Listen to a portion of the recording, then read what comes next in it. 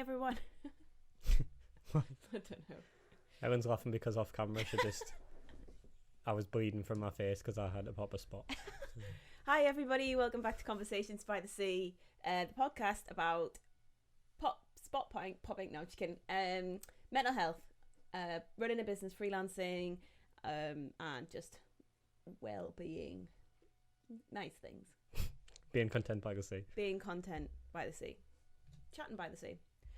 So we didn't have an episode last week because we took a week off, which is not our usual style, as I've not ever took a week off from the newsletter except at Christmas, but I figured let's just take a week off and live our lives. It was nice. It was needed, yeah. Yeah, it was also the Easter bank holiday, so that was really good. We've got some guests coming up in the next few weeks, but it's just me and Craig today, or Craig and I. What did we do on the Easter bank holiday? I'm trying to remember. We went to a friend's garden party. I went to another friend's garden party. Double garden party. Mm-hmm. Yeah, it was actually alright weather-wise, considering how bad I thought it was going to be. Cool. How's your week been? Well, like, today we're recording on a Monday, normally we record on a Sunday, so, like, how have your last couple of weeks been? Pretty down. I've had a lot of down moods, I think. I think it's kind of a reaction to taking this ADHD medication, and, like, you know, I had a really good, after the first few rough days on it, I had quite a good period for about a week. And then after that, I've just mainly just felt tired all the time. Yeah. So I just feel really tired, and then I've got toothache at the moment as well, which is not helping. No NHS dentists near me are accepting patients, so I'm going to have to pay privately. So, a bit of a whingy start, but it's the 12th of April when we're recording this. Pubs and cafes and stuff are opening, and non-essential retail are opening again for outdoor. So we're taking the afternoon off today, and we're going to go on a big long walk and a pub tea, aren't we? Yep. Potter is very excited. Potter loves the pub. It's his favourite place, like, ever. Not sure he's going to love staying outside the pub. No, I know. But we'll just take him a blanket and jumpers and all the usual stuff that they like. Yeah, we'll pretty much just include the dogs in everything we do, so yeah, treat them like humans. So we've got a couple of bookings at the pub. We've actually got a couple of bookings this week, like, for different things. So, you know, those annoying people that have booked everything up in advance. Like, people, I saw someone complaining on Twitter about people support small business. That's us. Because they've booked, like, something every weekend now with, like, friends or just us for the next few weeks, which I'm really excited about, because at the end of the day, we've been stuck in for a long time, and as much as I love going to friends' gardens and things like that, it's nice to just go out and not have to tidy up afterwards when people come to your garden, or leaving, you know, tidying up. So just having a pint outside and just feeling a little bit normal after a long time. I mean, last time we went to the pub was October. We did a, like, farewell pub because we knew they were closing, and that was we're sitting inside the pub then. And then obviously now it's 12th of April, so I don't think any of us could have ever thought that it would have been this long without being able to go and just sit somewhere and have a meal. It's frightening how fast you forget what normality is. Yeah. And also frightening how fast people start to, like, vilify people for doing things that are normal. Obviously today we're just talking, if you follow us on Twitter, about people tweeting photos, and the Chronicle and various other news outlets. I think Good Morning Britain were talking about it. People, like, queuing outside of Primark or be it other non-essential shops. But, you know, there'll be people queuing outside of Wetherspoons. We'll be going to the pub. People, we're allowed to return to normal now, so, like, not normal, but we're allowed to return to do these things. So the same people that post pictures of people who are queuing outside of Primark are probably the same people who push in front of people at supermarkets. Yeah, I reckon they're also the people that have got, like, bottomless Prosecco brunches booked for the next few weeks. Like, it's the same, like, you know, you can't, like, one is not better than the other. Like, we're all just trying to live our lives with the small amount of joy we've been allowed given the pandemic. But now it's nearly 5 minutes and I've been ranting. My week was all right last week. We've had some good sales leads come in, but then I've had a lot of cases of people, because I deal with most of the leads at the minute because my email address is still, like, the main one.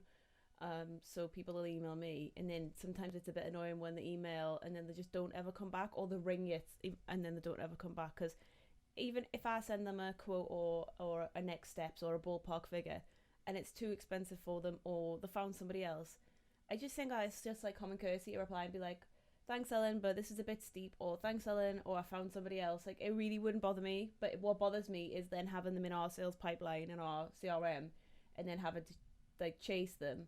Yeah, we're not very good salespeople. Most salespeople would love that. They just keep picking up their phones and chasing them and stuff. But yeah, but I don't think salespeople love chasing. Salespeople, I'd rather people just said, like... Yeah.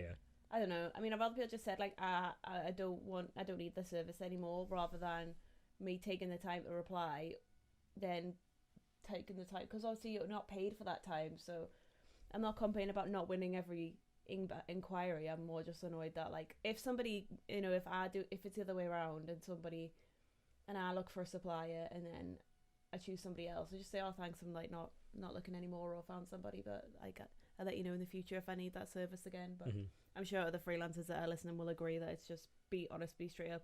I think people think that they're doing them a favour by not saying no, but actually no is better than radio silence. So this week I was thinking about talking about working with your partner / husband / wife / girlfriend / boyfriend, whether that's starting a business with them, or like I did, start a business and then them joining, or whatever. So I suppose I can give a bit of background context for our business if you don't know, or if you haven't listened to earlier episodes. We run a business called Content by the Sea, which is a content strategy, web design. It's not like we say agency, but it's just two of us, and like I like the word freelancers, even though we work for a limited company. So we are a limited company, but it's just the two of us. And I think agency gives off that vibe of like big shiny office with like pizza party Fridays, and that's not who we are. So although we do like pizza on a Friday, but we're not masking mental health strategies with pizza party Fridays. Anyway, so I started the business as a self-employed person in February 2019 when I was caring for my mum, who was ill. Then she passed away in the April, and then I just kind of ran it by myself, and it grew, and I was earning enough money to pay the rent, and then eventually enough money to get a mortgage. It was great. Like, but it got to the point where I was just too busy, and I think I had 6 or 7 months of consistent busyness, and there was too much work for me to be able to take on.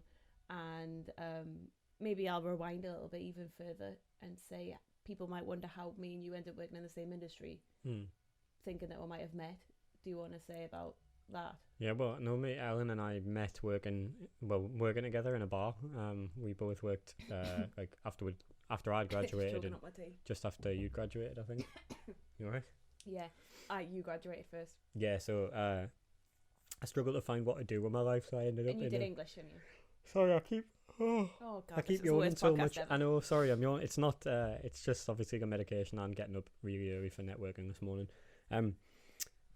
So you did English and journalism. I did English and journalism. And I did French and Spanish. Evan did French and Spanish, and neither of us really knew what we were going to do. I think Ellen was going into a master's, so she got a job at the bar, and I was already working there because I was just kind of like not really sure what I was doing. But you also train in MMA. Yeah, I was mainly. That was back when like my MMA career was in was in full swing. And like it gave me working in a bar gave me time to train, because you need to the bar was just like a way to make some money while I did my work. Yeah. Trying to put my drink knocking down. the mic all over. Trying to put my drink down without it being in the shop. Right. So yeah, we met in the bar. Ellen started working there, and I think we just got chatting one time, and she always chastises me because I don't remember the first time we met. Yeah. I think like one night I introduced myself to her, and I went on holiday and just sort of forgot, and then came back and then reintroduced myself to her. But when she worked on the bar with us, we just sort of hit it off like really fast, and sort of got to know each other really, really quickly. We liked a lot of the same stuff.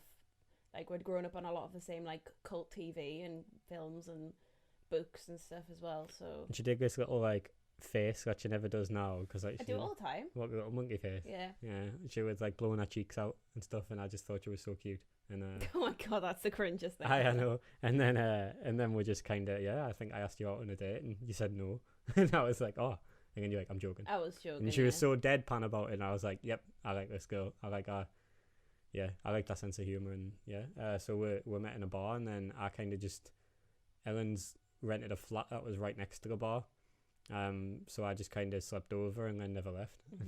We've basically been living together since it was about a week in, since we met, which I think 8 years this summer. So. A lot of moving fast, really fast, but obviously something was just right, because like you say, it's been 8 years, and it's been, obviously we've had our ups and downs, but overall we've always taken more strength from one another than we've had upset. So I was working in the bar doing my masters, and then I was also running a food blog at the time called Tine and Dine, and that's when we started getting invited to various like free things, meals out and stuff, and I was learning a bit about social media, and I always loved writing anyway. I got like the best part of my degree was my dissertation, to be honest.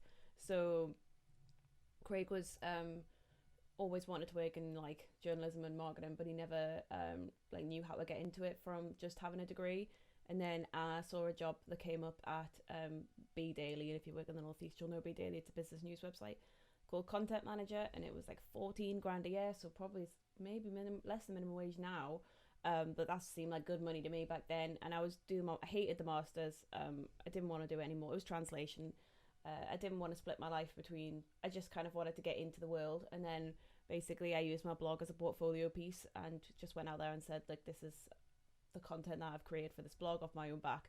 So this is why when people often say how to get into marketing or content writing, blogging's not the same as it was. Like, I'm not saying that it's exactly like it was 8-9 years ago, like when I was doing it, but it's still a really good like means of exercising those muscles and creating a portfolio for yourself if you don't have if you don't have paid work yet. I think it's easier than ever to create a blog as well, like Substack as well, like newsletter like companies as well. Like, it doesn't have to be a WordPress blog, but it really wasn't hard. So then I went when I work at B Daily, it was a little bit of a like a joke between us because Craig had studied journalism and I was then working in journalism. As a journalist, yeah, I couldn't. It wasn't that I didn't know how to get into it. It was like you had to get like an NCTJ qualification, yeah.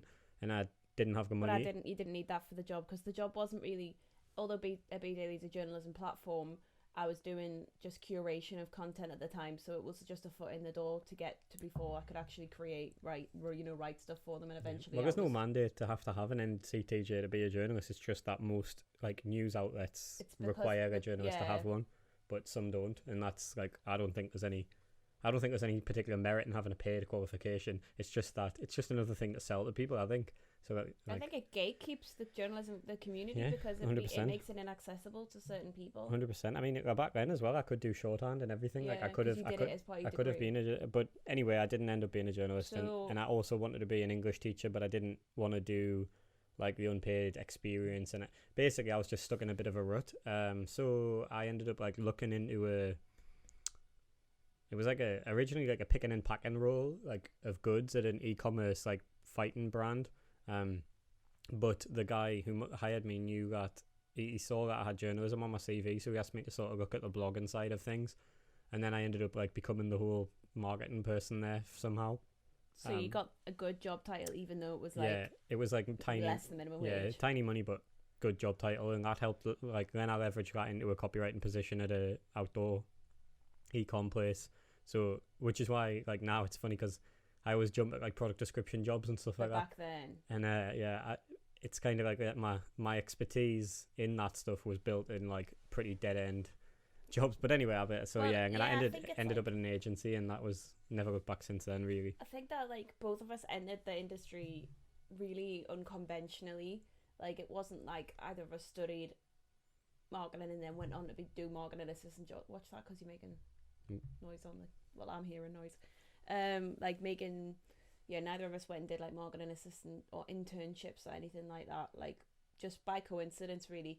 I remember being told by the careers advisor in my last year of uni that marketing was an option, but I didn't know how to get into it and I didn't really know much about it. And then also I was quite passionate about graphic design back in the day, like when I was doing my GCSEs and stuff, but I had to choose between like design when I went to choose my A-levels and going to uni, it was design or foreign languages. And the school that I went to was so heavily academic. It was like, if you've got the skills to do an academic subject like foreign languages, that's better than design, which is ridiculous. And obviously I think looking back now, I probably would have enjoyed a design degree a lot. But that's not to say I didn't enjoy my degree, just the idea that academic subjects have got some kind of moral superiority over like more applied vocational subjects puts kids off. I don't think really like university degrees are really structured towards getting people jobs anyway. No. To be honest, not most especially of them not now. Apprenticeships have become a thing because apprenticeships used to be you would do your GCSEs and then you would go and do an apprenticeship or your A-levels, and then when we were young it became do your A-levels and then university or an apprenticeship, and then now it's like you do your university degree and then you still can only get an apprenticeship like in marketing or something, and like the pain of working for 3 years to get $9,000 a year debt to then go and go and like not even be It's more qualified. than £9 a year now, isn't it? Is it? Still not be qualified for the lowest rung of the ladder in a salaried position, like 18, 16 grand a year. You still have to go down and get an apprenticeship. Like, I'm just talking about like money. You can't live off the money from an apprenticeship for the first couple of years without support from family and friends. So it's just like another way that the industry, and I understand that apprenticeships are great for businesses, like because they're subsidized and stuff, but it's not great for kids who actually want to get into, you know, creative industries and need to be able to pay a little bit of rent on a shared flat or something. Yeah, I agree. It's a difficult balance. It's like, do you go into massive uni debt, or do you get paid like? Yeah, but what I'm saying is, often they'll go into massive uni debt and then have to. Yeah, well, I think that's totally wrong. Yeah, I don't think that should be a thing. But anyway, so you then were working. I was working in house in jobs, and you were working agency side. And then once I'd left and started the business, you were still working agency side, and it just became obvious that I needed help, and it was going to be outsourcing or Craig working on nights and stuff to make up some time. Yeah, like originally I didn't have any plans to join Ellen's business. I think I wanted to just like build my own career, and like I was a manager at my last job, and you know I was doing well there. But I think COVID and lockdown and like having to work, like had I not had to be forced to work from home and realize how much I enjoyed working from home, I don't think I would have made the leap.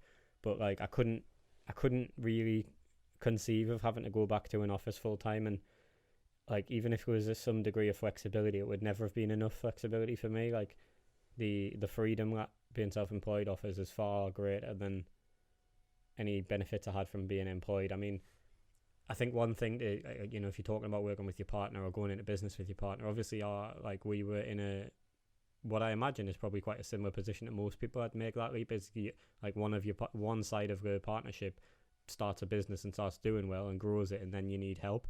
I imagine that's how most people get into business rather than just taking the risk and going in together, but you never know. Yeah, I suppose we don't know. Some people might do it together, but then obviously if you've got a mortgage to pay, often one person will stay on a salary job. That's what I'm gonna like allude to, is like obviously for us it was like my job was like a bit of a safety blanket. And not that Ellen ever needed, you know, she never once needed to ask me for money or anything. She did it all by herself from the ground up. But it was, in my mind, I think I'm quite a worrisome person. So it was, to me, like, you know, as long as I had a job, if Ellen's business, she didn't get clients that month or whatever, I knew I could pay for stuff and like help her out. And it was important to me at the time to feel that way.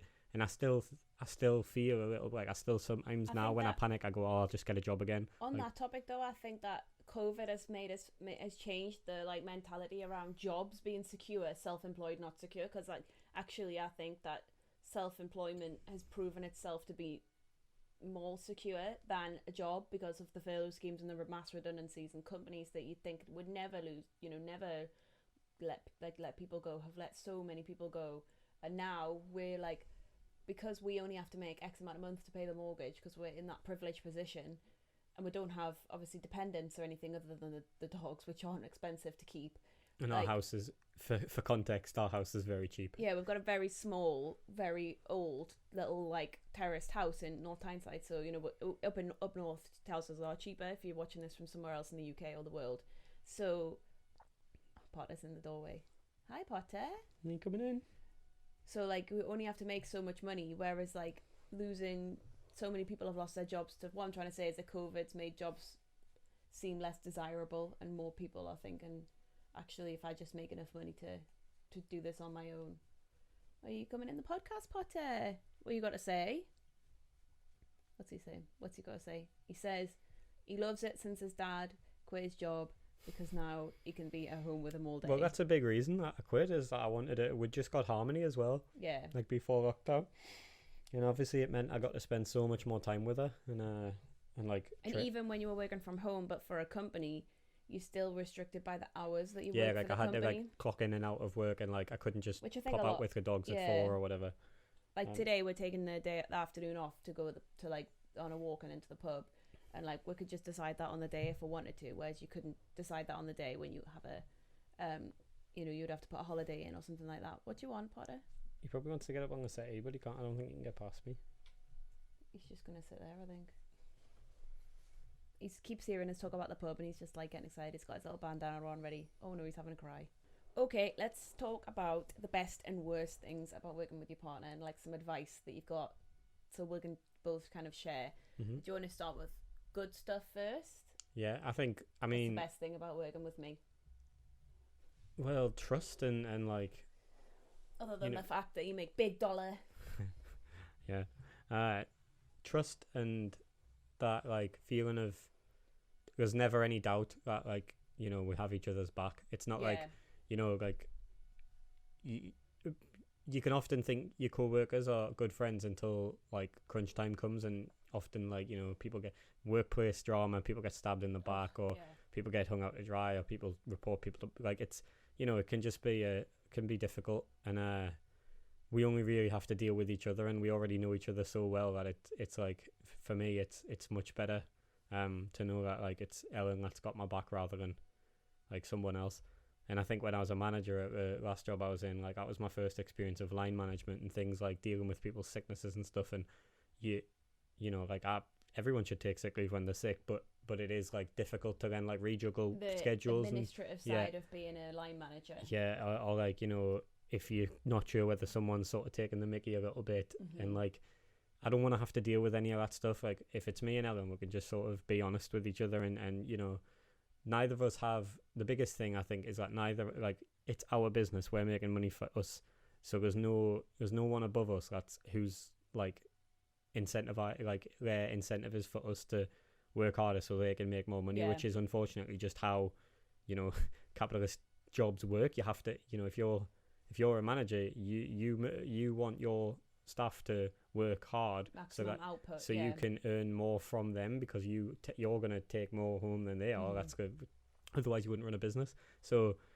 that doesn't exist for us. We just, you know, it's just me and Ellen, and like all the money we earn is shared, and like we don't even need much because of the dogs and the house. And I think that's like just that trust and like companionship we have. What about you? I agree with all of that stuff. I think from my point of view, obviously being able to share the load, where it felt like every single thing in the business was on me to do for like a year and a half. So that felt like just knowing now that if something comes in, I can be like, Craig, when you pick that up, just the sharing of it removes so much of the stress. And then also, unfortunately, because we do still live in an unequal gender society, it can be helpful to have a man on your side in certain scenarios where I've actually noticed that we've had times with clients in certain, and most of my, like, all my clients are very respectful of me and they've never treated me in any different way, but we have had times where we've been on client calls where people have responded to me very differently to the way they've responded to you. And often people assume that you're the website technical person and I'm the content person, when in reality I'm the website person and you're the content person. So, and people will, you know, I've been shushed and I've been told like that I was interrupting them, but then when you say something it's like different. And like we've just had like a few kind of very subtle moments, and I think it can be good to have a man, like, unfortunately I wish this wasn't the case, but it's useful sometimes. And then in also in phone call, not just your gender, but just you being present on a client call can be helpful, because if you're presenting something, or it's just having a united front, where if the client's saying, well, what's your thought behind this decision, why we're making the strategic move to this thing, both of us are there from different angles to explain that. So that as well. And then obviously just having your home all the time and being able to just do whatever we want whenever we want, because it was almost more frustrating when you were at home but still working for another company, because I would just be like, come on, let's just go out for a walk, come on, let's just do this, and you were like, I can't. And I was like, just nip away, and you were like, I can't. Whereas like now we just nip away all the time. Yeah, definitely. I think as well, like in terms of inbuilt sexism, that, like, you probably haven't noticed, but I'm just picked up on there, is a lot of people make it out like whenever we're being asked about working together and stuff, people always like go like, oh, like, Craig, what made you decide to join Ellen's business and like take that leap and leave your job? Nobody really ever seems to think like, what was the risk of you taking me on, you know? And in a lot of ways I think that is, you know, it was your decision to ask me to come on board.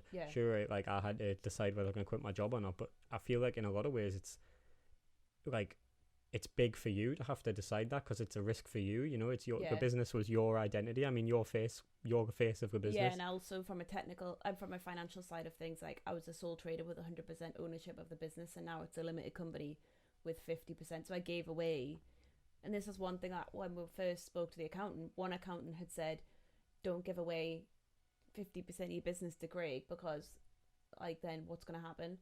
And then I said, well, that's not. And then I spoke to another accountant, who our long-term accountant, who we use now, and he was like, well, you know, it's up to you what you do, but the way that I see it is that my business wouldn't exist if Craig hadn't been the support that he was for the time that I set it up. So I have no what's the word? I have like no quibble with with giving Craig like 50% of the business, because it was like not worth loads of money back in September, and then the value that he's put into it, even just from the September when we first went limited to the end of the April financial year that's just gone, the value that you've put into that, like we've doubled we've doubled our revenue and profits because there's two of us being able to do it now, because the work was always there. It's just I couldn't do it all by myself. So yeah, I mean, like, also the business never isn't felt like there was a big. Also, I guess the business isn't actually like a fixed financial asset. It isn't really. I'm now bleeding. Oh god, it isn't actually worth like anything. You know, like having 50-50 doesn't. It's not like we own like I don't know, like a business that has loads of capital. Well, yeah, you know what I mean. I know what you're saying, but I do think that the business and its clients and stuff over the next couple of years, someone could buy it because it's got. Yeah, I guess. I mean, But then also, I don't think anyone would. I'm not going to sell my business. That's not a lifeline, because you know I worked really hard to get to this point. But also, like, the clients, I suppose, are working with us. And if you just sold them on, your client will be like, well, that defeats the point. I think it's just, I think it's us. That's what I mean. It's valuable to us. That was my point. Like, that's why I don't think the 50-50 is a huge risk for us, because our business type, like, what I'm trying to get across here is that if it's a tip for people, stock as well, yeah, like we don't have stock or capital or anything like that. Our business is just, our clients buy us to do services, and like that, if something happened, like obviously the reason accountants say that is worst case, me and Ellen split up, even on really bad terms. Still, like, the clients that mainly work with Ellen would still want to work with Ellen, and the clients that mainly work with me would still probably want to work with me. So we would just, like, you know, we would just walk away and divvy them up. That's not going to happen, but like, it's not for us, I don't think that the 50-50 thing is a big risk, whereas I think some couples would have to think really carefully about it, especially like you say, if it was a company that had loads of stock and stuff like that. Yeah, you don't want to, by stock I mean like product inventory. I don't mean like stock options, because you're in a different world if you're IPO or...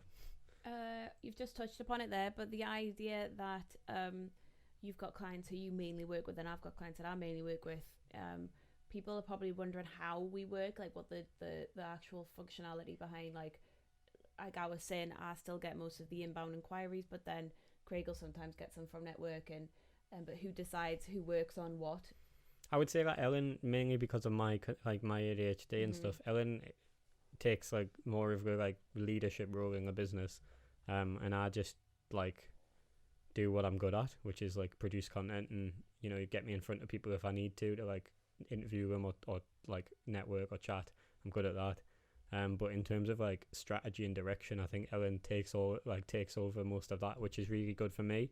But obviously it's not good for Ellen in a way, because she, like, I feel like she does way more in the business than me.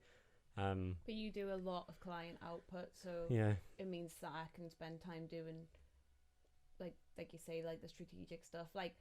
And if you came to me with an idea for like a new service offering or something, like, I mean, you've helped us develop some pages on the website and that, and we're now pretty much launching like branding design as a service, because we've done 3 now, and that's been off my back, because I've been like, that's a service that I want to provide. But if you were like, look, Alan, if you said to me and you gave me a legit reason why we shouldn't do that, yeah, I would listen to you and would have a conversation about it. I'm not just going off and doing stuff, but equally it has been a learning curve, because I was just going off and doing stuff for a year and a half. Yeah. And now I'm like, what do you think about this thing of this?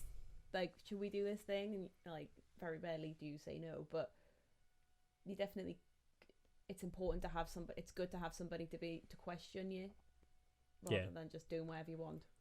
definitely. I think I've added like, I don't mean like when I say like you, like I feel like you do more work than me. I don't mean that I don't think I've added value, because I wouldn't, I wouldn't just be a dead weight. That's not how I work. Yeah, I mean the figures show that you've added value.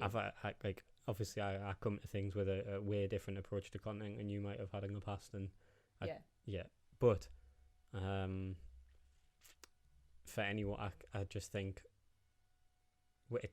it's still, like 6 months in or 7 months in or whatever, it's still a learning curve for us. Like we haven't probably got the balance right entirely yet. Like I should pick up more slack. We're at the moment discussing how we're going to like make sure like leads aren't missed, so thinking of like creating some kind of collaborative lead board or something when they come in. We've got like a Notion board, but it's just not as easy. And like with your mum starting in the admin role, I think that's going to help, because I don't mind carrying the strategic direction and being like the leader on that, but when it's things just like task management and checking that something's been done, that's where we've clashed. And I suppose this can be a good segue into like worst things about working together. So I suppose for me it's just been a matter of, now not only am I managing my own projects, but I'm managing and allocate a lot of Craig's projects because of his condition. It means that I normally have to say, have you seen that thing? Are you going to do that thing? Because things can get missed. And it's not out of any kind of laziness or malice or lack of effort. It's through like literally just the idea that you've got 5 jobs that are due on the same day. Maybe you've got 5 jobs that are due the last day of the month. We now know that you need to have these like fake deadlines set. Yeah, so I can't really prioritize my own time. You can't prioritize if they're all due at the same time. It becomes like quite difficult. So that's probably just been the biggest difficulty. I wouldn't say there's been any personal struggles in terms of like clashing or like spending too much time together. I mean, sometimes we talk about work when we're on a dog walk, and like I'd rather not talk about work outside of work, but I'm also passionate about the work, so it's not like talking about employee drama. Look at Pie. His eyes are like rolled back in his head. He's dreaming. You see his little nose twitching. But other than that, I suppose the worst thing's just been like the journey there to come to accommodate for like another person in something and making sure everything gets done on time. But it's not like it's not like the worst thing. It doesn't outweigh the good, is what I'm saying. No, it doesn't. I think for me it's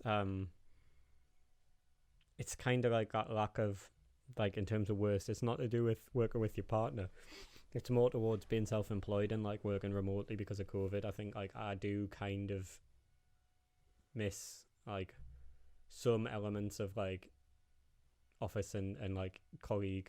Like I think what I'm getting at is I don't miss going into an office or whatever, but I think like I'm the kind of person who kind of needs like the ability to like go somewhere and concentrate for a bit, like because otherwise my mind sort of rambles on and I end up like booting up my Nintendo Switch or playing a game of chess or something daft like that. Whereas I think if like, when I was in the office, I couldn't do that stuff because people were looking at my screen, so it was impossible, which isn't good and obviously made us really depressed. But I didn't procrastinate as much, so I procrastinate way more now, but because there's no one to watch us. So I think when COVID, obviously it's hard because since September, like we've mainly been in lockdown again, a strict one. And I think only 1 or 2 times have we been able to go and work in a coffee shop. Yeah, so when things ease and I can just like, if I've got a project I want to crack on with, I can just go somewhere and do that, and like in my own company for a bit. I do think like we haven't clashed a lot, but I do think like sometimes it's difficult maybe to like never have any like alone time with the, you know what I mean? I think that's just like a lot. I mean, you mean by yourself? Yeah, well, like, I think it's like I think that's more of like a pandemic lockdown. Yeah, for me, I don't know. Obviously, Ellen and I both like will live and work together and do like everything together. We're never ever like. There's very rarely times where we're apart. Well, we've got like but I suppose outside of the pandemic, we have our own groups of friends, so we do things separate, like socially, but we haven't been able to do a lot of any of that because. Yeah, I mean, I haven't even been able to go to the gym either, and that's and that's like a massive part of your social and mental health, like so. Things like and I've been going out for runs like a lot and just trying to get a bit of time, and we do spend a lot of time separate but together where you're doing one thing and I'm reading or something, which I think is important because I think if every night we had to sit in front of the TV together and like agree on something to watch, and like which we do, we've started having, I suppose we'll start having like dedicated like film nights rather than just like where we choose a film together and watch it together, instead of just putting on anything and sitting on our phones, because I still really value my evening time, and I like to like pick what I want, and I think you do as well. Yeah, Some nights definitely. you want to paint your models, and some nights you want to play on your Monster Hunter and go on the Discord with your friends, and like some nights I want to read, and some nights I want to watch TV. I think so it's really. I mean, just in general in relationships, I don't understand the people who don't have hobbies. Yeah, like people like just. I think one of the like the big, not secrets, but one of the big things that makes our relationship work so well is that we've got our own interests, things that we like to do. Yeah, we've got shared interests and then separate things. Yeah. I think it's valuable for the podcast to talk about like conflict at work with your partner, because it is like, you know, most like we don't have a lot of it, but most but we like have had it. Yeah, some people do have it as well. Keep going. Trying to think a time where I suppose like you. Sorry, you go. I was just gonna say, like, obviously, it's the issue is that you get frustrated like you would at a work colleague, but you've also got the additional emotional thing with your actual like partner. So like, what is your experience of like how we deal with conflict? I think it's been like just learning like every time. So traditionally in our relationship, I've always dealt pretty well with conflict. Like we don't have big arguments. We're very bickery when we're annoyed, and then the other one will just call one out and be like, "Look, you're being bickery because of this, that, the other," and then we normally just purposefully spend some time apart and come back. Yeah, we're quite good at I think both Ellen and I are good at communicating, like trying to understand the feelings behind why we're like having a go at each other. Yeah, and but like, then in the workplace, I found it really hard where if you're not doing something the way that I would do it, and I'm probably kind of like this in life, but especially in work, if you do something a different way, the way that I would do it, like it blows my mind, and I'm like, just do it the way that I would do it. And you're like doing, I kind of like sit and watch you do something, because like you like do it like on the computer, and I'm like, just do it this way, and it's like in the kitchen, if you're ever cooking, like I get locked out because I can't. I think if we weren't partners and we were like had met in an office and we're doing like marketing together, me and Ellen would probably have more conflict, because we are very different working styles. Like I'm so like methodical and like structured, and I do things the same way. And I'm chaos. And I've worked out the most efficient way of doing something, and I'll do it the most efficient way most times. Whereas you're just like chaotic and like you're like clicking all over the shop, and I'm just like, just do it this way. Yeah. Like for me, it's like just whatever gets the job done, the like best just way, the by, fastest. Like, and I'm like trying to make them. I'm like the optimizer, and you're like just trying to get by. Whereas like, so I suppose the time when we've had conflict was where I had like left you to deliver a project and not briefed you in as much detail as you had needed, and then you were saying to me, I'm struggling with it, but you were just not saying specifically what you're struggling with, and I thought you were just whinging and just couldn't be asked to do it, and then in reality you were actually like over delivering, and you really did need my help to sit down and restructure it. So the conflict there was like difficult because it became much more emotional than it would at work if somebody had just like, if I had briefed an equal on something and they hadn't done it, they had like. But equally, I would hope that if you were at work in another job, in a job, and someone had briefed you and you were struggling with it, you wouldn't have just gone, I'm struggling. You would have said why. So it was a lack of communication on both of our parts, where I made the assumption that you were getting on okay and you were just whinging about it because you couldn't be arsed, and you were thinking that I didn't care. It's hard as well, because like Ellen's alluding to earlier, emotional connection is, it can like spill over, you know what I mean? Like whereas if you have conflict at work and you come home to your partner, you generally like say to them, "Oh, I had a shit day at work today, this is what happened," and they're like, "Oh yeah, okay," and they'll listen to you. But then obviously when it's happening to you at work with your partner, you haven't got your partner, then you're just kind of fuming a little bit at each other, and it like sits and stills a bit. So that's why I think like what I said before is important, like communicating the like what you think the root causes of things are. And I suppose that from that moment, that was when we were like, I try to take a more practical approach to what was causing you to be struggling with that task. Either I could, you know, there are various options, like don't give you tasks like that in the future, which probably isn't possible. So more change the structure of the brief, or make it so that we'll catch up in the middle couple of points of the task. It was like a task that was more kind of like growing and like different elements to it, rather than just like a blog audit or a website copy project. It had like it was a strategic project. So basically what I have endeavored to do since then is like if we know that there's going to be a task like that on board, we'll either work on it together, or you'll say if you're struggling with it, or you feel like you need more direction from me or the client, you'll say specifically what it is that we're struggling with. So since then, we've not really had like as much of any moments like that.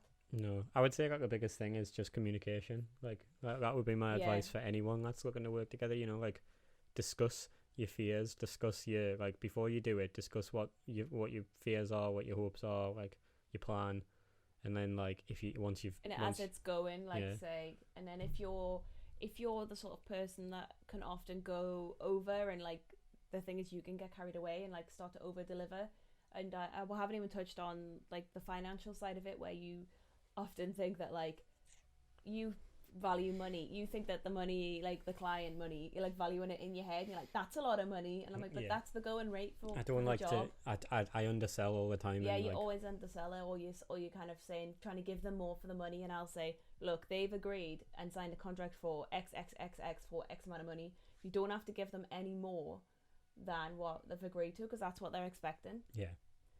So you got anything else to say on working with your partner other than like it's mint and I love it? No, not really. You're just like hello darkness. No, not at all. I'm really tired again. It's like I'm gonna have to waiting for a beat to drop. Definitely. No, it's great. It's the best thing I've ever done. It's just a learning experience, like all things. And like we say, freedom is worth it. I think. Yeah, 100%. And like you say, I think that combined the fact that our livelihood is now combined in a like shared goal is really nice. Yeah. So yeah, look out for the ebook we inevitably write, because I'm desperate to generate some kind of passive income. Like I want this company to deliver passive income as well as service-based output. Yeah. So. Oh yeah, and on the topic of passive income, we've now got a Ko-fi account for the podcast and the newsletter. So if you enjoyed this episode or past episodes, you can buy us a coffee. I'll put the link in the description. Or treats for the dog or dogs or whatever. It's just like a little kind of bonus tip jar basically for creators who don't currently make income off their content, which we don't with this or the newsletter that I write. We just make income off the business, but this is definitely a passion for us, and we're gonna keep going with the body. for the 3 fans that listen to this song or whatever it is, well, thank you. Keep listening. We've got some exciting guests coming up. Yeah, we have actually got some great guests over the next couple of weeks, so stay tuned for that, and come and say hello to us on Twitter. And if you're in the UK, enjoy your regained freedoms. Enjoy your freedom. Safely. Stay safe, everybody. Goodbye. Bye.